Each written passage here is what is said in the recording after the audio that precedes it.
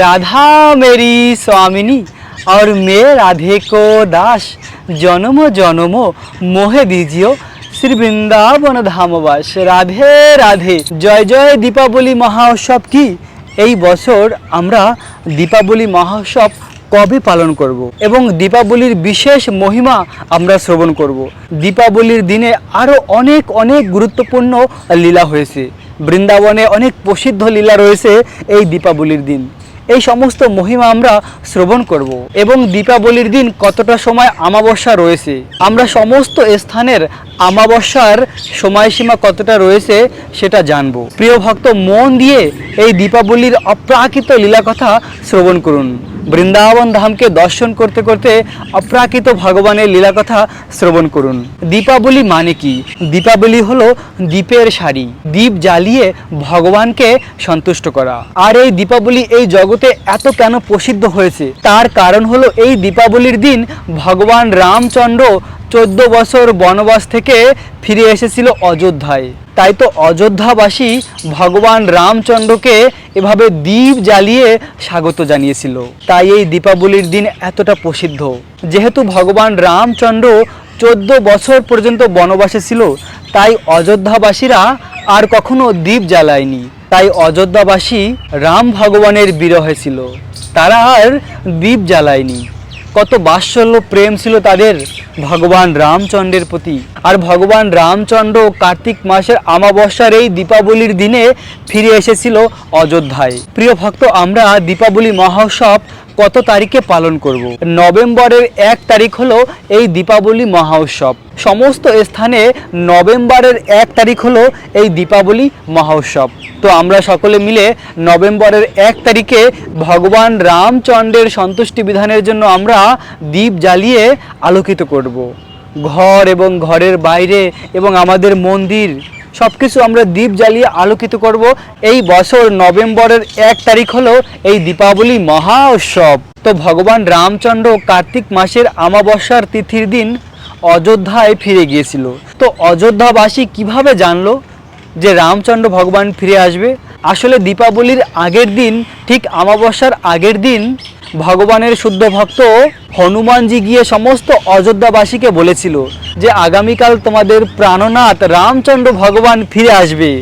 আর এই কথা শুনে অযোধ্যাবাসী আনন্দে পুলকিত হয়েছিল। আর আনন্দে সমস্ত অযোধ্যাবাসীরা মিলে অযোধ্যাকে সাজিয়েছিল, অপরূপ সুন্দরভাবে অযোধ্যাকে সাজিয়েছিল। কেন না, আমাদের প্রাণনাথ রামচন্দ্র ভগবান ফিরে আসবে। তাই তো প্রিয় ভক্ত, অযোধ্যাবাসীরা এভাবে সাজিয়েছিল। পুরো ঘরের মধ্যে ঘরের বাইরে দীপ দিয়ে তারা সাজিয়েছিল। এবং শুধু তাই নয়, রাম ভগবান যে রাস্তা ধরে আসবে ওই রাস্তার 2 ধারে এভাবে দীপ দিয়ে সাজিয়েছিল। এভাবে অপরূপ সুন্দর ঘরের আঙিনা, ঘরের মধ্যে, রাস্তার পাশে সমস্ত স্থানে দীপ দিয়ে সাজিয়েছিল অযোধ্যাবাসী। পুরো অযোধ্যা দীপ দিয়ে সেজে উঠেছিল। আহাহা, সেই অপরূপ সুন্দরভাবে অযোধ্যাকে সাজিয়েছিল। আর সেই তেথা যুগের কার্তিক মাসের অমাবস্যার দিনে ভগবান রামচন্দ্র অযোধ্যায় ফিরে এসেছিল। আর ওই দিন এভাবে সমস্ত অযোধ্যাবাসীরা দীপ জ্বালিয়ে এই দীপাবলি মহা উৎসব বানিয়েছিল। তারা উদযাপন করেছিল দীপাবলি মহোৎসব। আর সেই থেকে এই কার্তিক মাসের অমাবস্যার তিথিকে বলা হয় দীপাবলি। আর এই দীপাবলির দিন সমস্ত কলকাতা এবং পশ্চিমবঙ্গ বাংলাদেশের ভক্তরা কালী পূজা বা শ্যামা পূজা মহা উৎসব তারা উদযাপন করে। পশ্চিম বাংলার এবং বাংলাদেশ, আসাম, ত্রিপুরা সমস্ত বাঙালি ভক্তরা এই দীপাবলির দিন কালী পূজা মহা উৎসব উদযাপন করে। সুন্দর কালী মায়ের মূর্তি বানিয়ে মায়ের পূজা করা হয় এবং কালী মাকে বিভিন্ন রকমের দ্রব্য দিয়ে তাকে স্বাগত জানায়, তাকে নিবেদন করে। এভাবে ভক্তরা তাদের প্রেমকে মাকে অর্পিত করে। আর মা সমস্ত ভক্তের মনের অভিলাষকে পূর্ণ করে। কেননা মা কালী হলো জগৎ জননী, সন্তানের সমস্ত মনের ইচ্ছাকে পূর্ণ করে। আর এই কালী পূজার দিনে বৃন্দাবনে আরেকটি বিশেষ লীলা হয়েছিল। আমরা জানি এই কার্তিক মাসকে বলা হয় দামোদর মাস। এই কার্তিক মাসকে কেনই বা দামোদর মাস বলা হয়? কেননা এই কার্তিক মাসে মা যশোদা ভগবান কৃষ্ণকে বেঁধে রেখেছিল। গোকুল বৃন্দাবনে এরকম একটি মধুর লীলা রয়েছে। তাই তো এই কার্তিক মাসকে বলা হয় দামোদর মাস। যেহেতু দড়ি দিয়ে মা যশোদা কৃষ্ণকে বেঁধেছিল, তাই এই মাসের নাম হয়েছে দামোদর মাস। আর এই কার্তিক মাসের কালী পূজার দিন মা যশোদা শ্যাম সুন্দর কৃষ্ণকে বেঁধে রেখেছিল। তাই এই দীপাবলির দিন অনেক অনেক গুরুত্বপূর্ণ লীলা রয়েছে, যেমন ভগবান রামচন্দ্র অযোধ্যায় ফিরে এসেছে এবং দেবী কালী মায়ের বিশেষ পূজা এই দীপাবলির দিন। মা যশোদা শ্যাম সুন্দর কৃষ্ণকে বেঁধেছিল গোকুল বৃন্দাবনে। গোকুল ব্বৃন্দাবনের ঠিক এই স্থানে মা যশোদা শ্যাম সুন্দর কৃষ্ণকে বেঁধে রেখেছিল। অনন্ত কোটি ব্রহ্মাণ্ডের মালিক ভগবান কৃষ্ণ, ব্রহ্মা শিব যার আরাধনা করে, 33 কোটি ডেমিগড যার ইচ্ছায় সেবা করে, সেই পরম পুরুষোত্তম ভগবান কৃষ্ণকে মা যশোদা এই স্থানে বেঁধে রেখেছিল। মা যশোদা একদিন শ্যাম সুন্দরকে বেঁধে রেখেছিল সকাল থেকে বিকাল পর্যন্ত। যেহেতু এই কার্তিক মাসে মা যশোদা কৃষ্ণকে বেঁধেছিল, তাই এই মাসের নাম হয়েছে দামোদর মাস। তাই তো প্রিয় ভক্ত, এই কার্তিক মাসে যশোদা দামোদরকে দীপ দান করলে ভববন্ধন থেকে মুক্তি লাভ করা যায়। এই কার্তিক মাসে দীপ দান করার বিশেষ মহিমা রয়েছে। পুরাণে বর্ণিত রয়েছে, যদি কেউ যশোদা দামোদরকে দীপ নিবেদন করে তাহলে সে ভগবানের বিশেষ ভক্ত হতে পারে। ভগবানের পাটরানী সত্যভামা তিনি ভগবানকে জিজ্ঞাসা করেছিল, হে নাথ, আমি কি করে তোমাকে প্রতিরূপে লাভ করেছি? তখন ভগবান শ্রীকৃষ্ণ সত্যভামাকে বলেছিল, তুমি এর আগের জন্মে কার্তিক মাসে আমাকে দীপ নিবেদন করেছিলে। আর এই কার্তিক মাস হলো রাধারানীর মাস। আর এই পবিত্র মাসে যে আমাকে দীপ দান করে সে আমার অনন্য ভক্ত হয়ে যায়। এই কার্তিক মাসে ভগবানকে দীপ দান করার বিশেষ মহিমা রয়েছে এবং এই যশোদা দামোদরের বিশেষ লীলা শুরু হয় এই দীপাবলির দিনে। তাই এই দীপাবলির দিন অতি পবিত্র দিন। প্রিয় ভক্ত, ভগবান শ্রীকৃষ্ণ ভক্ত বৎসল। ভক্তের প্রেমের কাছে ভগবান বাধা পড়ে। যে ভগবান হলো অনন্ত কোটি ব্রহ্মাণ্ডের মালিক, এই জগতের সমস্ত প্রাণী ভগবানের আরাধনা করে, সেই ভগবান ভক্তের প্রেমের কাছে বিক্রি হয়ে যায়। ব্রজ গোপিকাদের বিশুদ্ধ প্রেমের কাছে কৃষ্ণ বিক্রি হয়ে যায়। মা যশোদার বাৎসল্য প্রেমের কাছে কৃষ্ণ বাধা পড়ে যায়। এভাবে ভগবান শ্রীকৃষ্ণ এই কালী পূজার পবিত্র দিনে মা যশোদার হাতে বাধা পড়েছিল বৃন্দাবনের এই স্থানে। একবার শ্যাম সুন্দর কৃষ্ণের খুব ক্ষুধা লেগেছিল। তখন কৃষ্ণ দেখতে পেয়েছিল মা যশোদা কিছু দুধ জাল দিয়ে ননি মাখন বানাচ্ছিল। আর ওই ননি মাখন কৃষ্ণের জন্যই বানাচ্ছিল। আর কৃষ্ণ মা যশোদার কাছে গিয়ে তার কোলে উঠে দুধ পান করছিল। তখন মা যশোদা পরম আনন্দে তার লালা কৃষ্ণকে দুধ পান করাচ্ছিল। আর কিছুক্ষণ পরে মা যশোদা দেখতে পেয়েছিল দূরে মা যশোদা চুলার উপরে যে দুধ জাল দিচ্ছিল সেই দুধ পড়ে যাচ্ছে। তখন মা যশোদা কৃষ্ণকে তার কোল থেকে নামিয়ে ওই দুধ বাঁচানোর জন্য গিয়েছিল। আর শ্যাম সুন্দর কৃষ্ণ তখন ক্রোধান্বিত হয়েছিল, কেননা কৃষ্ণ তখনও পুরো তৃপ্তি লাভ করেনি দুধ পান করে। তাই তো কৃষ্ণ খুব ক্রোধান্বিত হয়েছিল। আসলে ভগবান কৃষ্ণের এই ক্রোধান্বিত এই সবকিছু লীলা এই জড়জগতের মতন নয়। ভগবান শ্রীকৃষ্ণের সমস্ত লীলা অপ্রাকৃত চিন্ময়। মা যশোদা আর কৃষ্ণের মধ্যে এই মধুর লীলা হয়েছে বলে আজ আমরা এই লীলাকে শ্রবণ করতে পারি। আসলে ভগবান শ্রীকৃষ্ণের লীলা শ্রবণ করার মাধ্যমেই আমরা এই ভববন্ধন থেকে মুক্তি লাভ করতে পারি। তো মা যশোদা এভাবে কৃষ্ণকে ছেড়ে দুধ বাঁচানোর জন্য গিয়েছিল। আর কৃষ্ণ ক্রোধান্বিত হয়ে হাতে একটি পাথর নিয়ে পাশের ঘরে মা যশোদা যেখানে ননি মাখন বানিয়ে রেখেছিল ওই ঘরে গিয়ে সমস্ত ননি মাখনের হাড়ি ভেঙে দিয়েছিল রাগ করে। আর সমস্ত ননি মাখনকে বাদরকে খাইয়েছিল। কৃষ্ণ এভাবে সমস্ত ননি মাখনের হাড়ি ভাঙছিল আর বারবার পিছনের দিকে দেখছিল কখন মা যশোদা আসে। আর হঠাৎ করে মা যশোদা ওই ঘরে প্রবেশ করে দেখছিল তার লালা সমস্ত ননি মাখনের হাড়ি ভেঙে দিয়েছে। আর শ্যাম সুন্দর কৃষ্ণ মা যশোদাকে দেখে ওই স্থান থেকে লাফ দিয়ে ঘরের বাইরে ছুটে গিয়েছিল। আর মা যশোদা একটি হাতে লাঠি নিয়ে কৃষ্ণকে তাড়া করেছিল। এভাবে মা যশোদা কৃষ্ণকে ধরার জন্য ছুটছিল আর কৃষ্ণ দৌড়াচ্ছিল।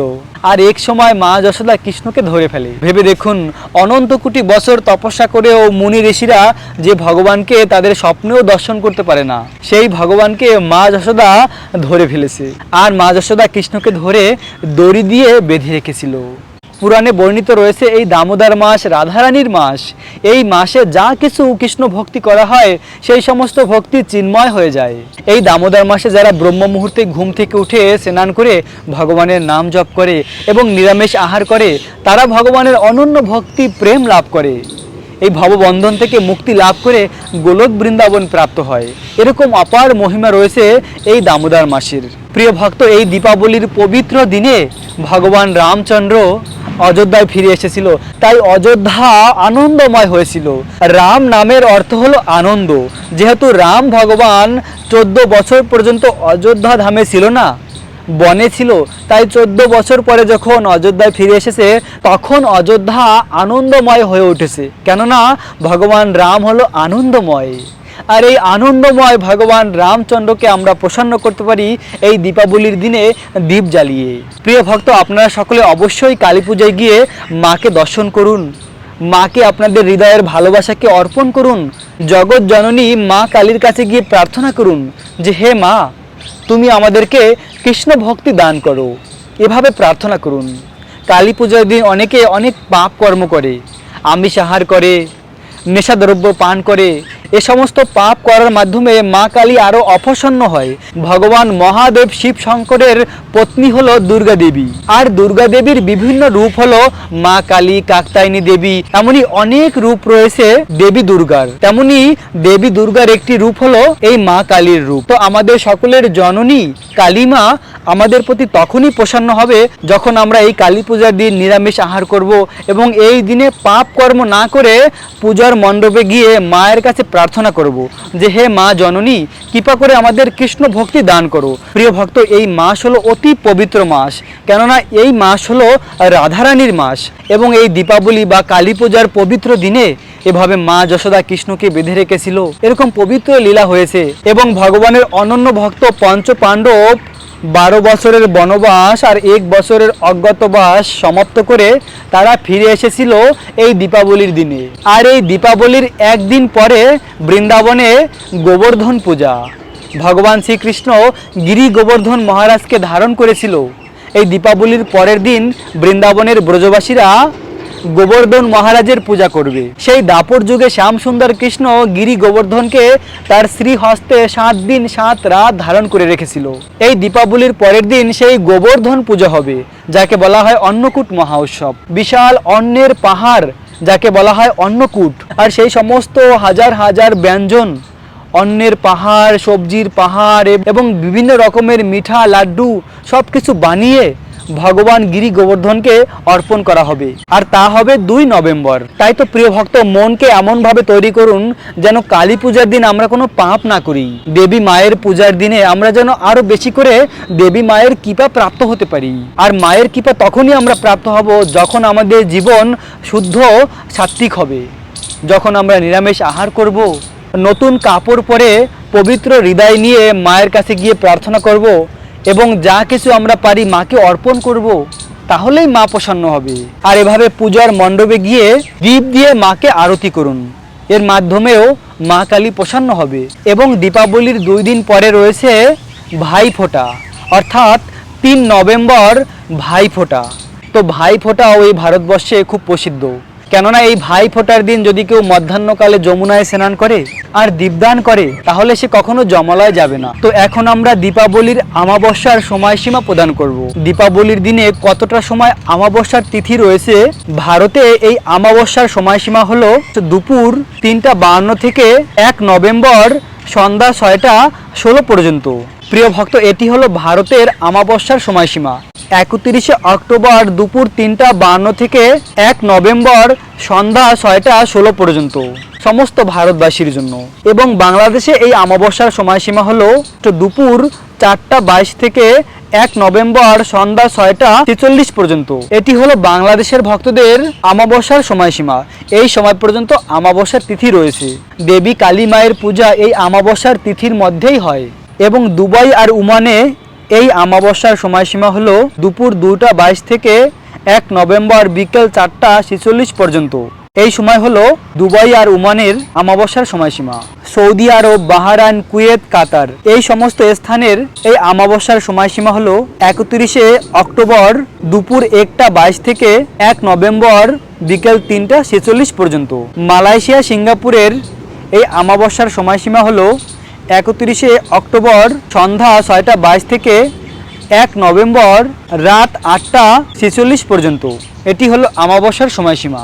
এই সময় আপনারা দেবী মায়ের পূজা করতে পারেন। এবং জাপান, দক্ষিণ কোরিয়াতে 31 অক্টোবর সন্ধ্যা 7:22 থেকে 1 নভেম্বর 9টা 46 পর্যন্ত রয়েছে আমাবস্যার সময়সীমা।